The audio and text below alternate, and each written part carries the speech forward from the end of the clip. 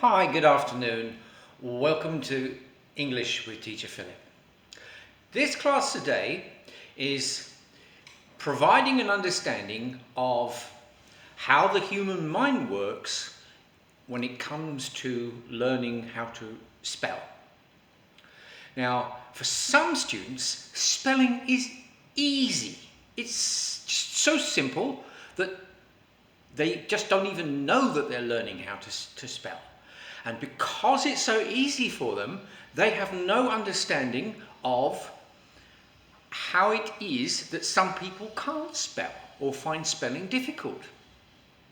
Now, I'm sure you can imagine that most people who become teachers come from the group of people who find spelling easy.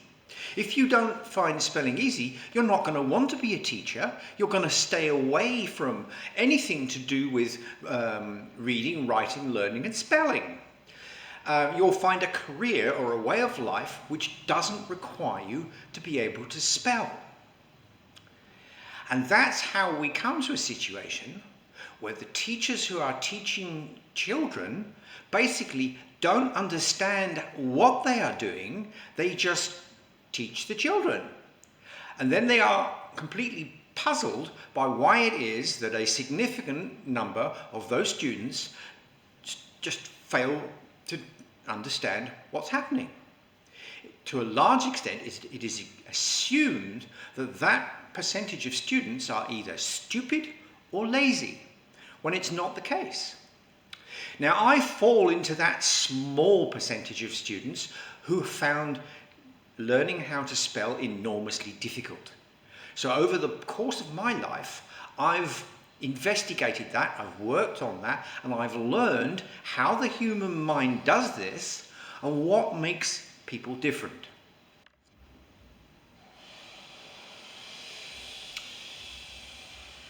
This is a bell curve. It's a way of showing on a graph using science how skills are distributed across a population from very poor skills in small numbers of the population through to at the far end of the population where you have a small number of people who have high skills. So if we kind of divide this up into sections, let's forget that, shall we? So you go from no skill to great skills. And here you have in the middle, you have people who have, if you like, normal levels of skills. So a large percentage of the population will be in this middle area here, and those are the people who find, in this case, in this example, spelling something that's reasonably normal and not too difficult, and they can do it with just a normal level of assistance. So we'll say just the conversation that this area in the middle here is 80% of students. This is the top end, and we'll say that there are 10% of students who are highly skilled at spelling. And here at the bottom we'll have a place where we've got students who are extremely unskilled at spelling. This is the place where I was when I was a kid. But I learned how to move myself into this place here. I'm never going to be in this top 10%. This is the students who always win in spelling bees. And why is that? Well, there's more than one way of learning how to do things. Just like in anything else in life, there's more than one way to do things. So, how is it that this works? Well, most people use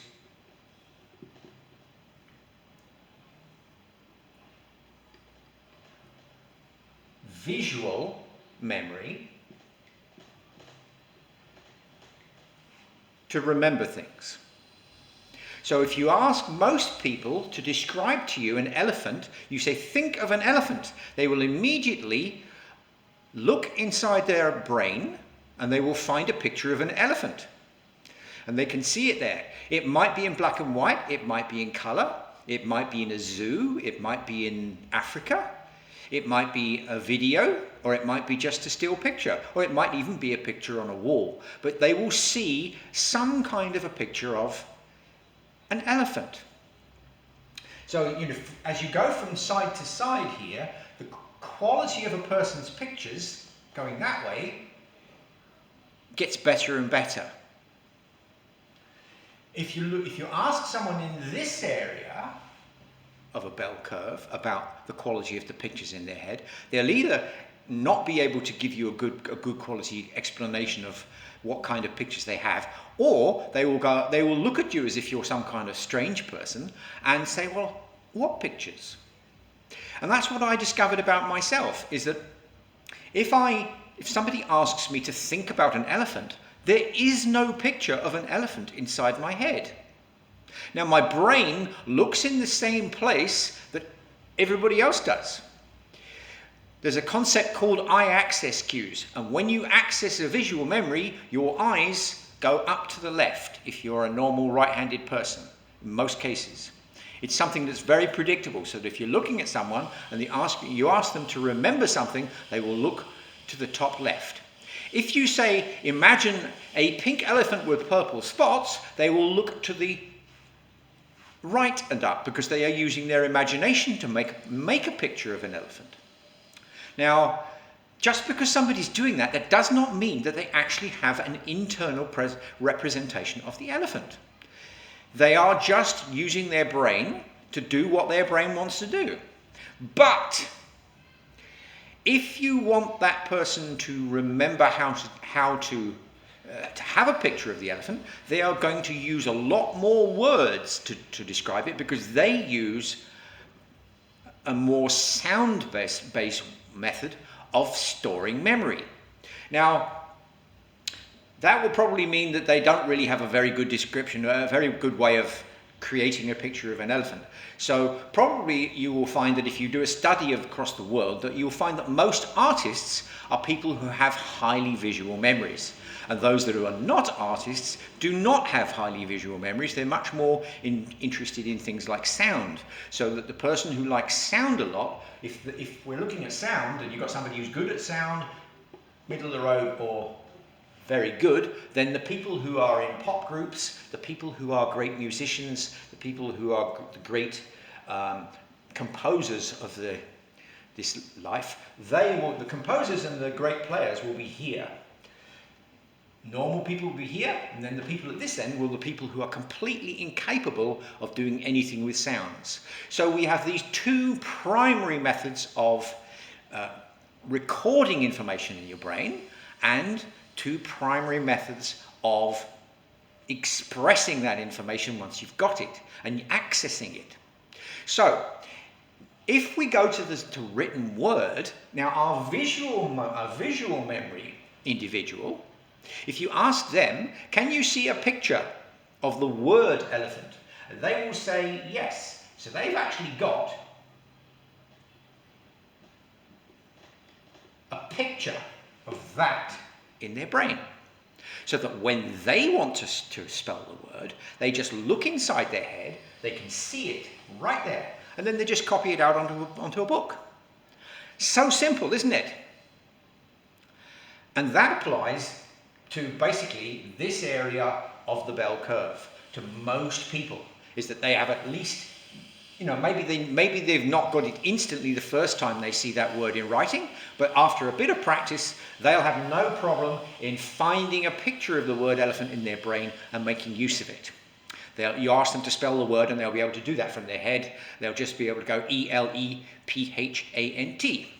Now, for me, and for all the other people who are not the best at visual memory, those of us who make better use of auditory memory as a primary way of remembering sounds and words, as a primary method of remembering words, we remember them as sounds. So how does the normal teacher deal with that? Well, basically they don't. They don't have a specific strategy for dealing with students who don't have a visual memory. Because, as I said, most teachers are going to be from this area of the graph. They're going to be the people who have really good abilities to manipulate the written word. So, our student who's in this area, the area where spelling is more difficult, will not find a great deal of help in a normal school because the teachers don't even have an understanding that these students exist. In terms of, oh, it's a different learning strategy. No. They think that these students are stupid or these students are lazy. They might only think it subconsciously, but that's how they function. That's how they will respond to those students. So, what the student needs is for someone who really understands this to give them a strategy, a way of learning how to create a sound memory of the word.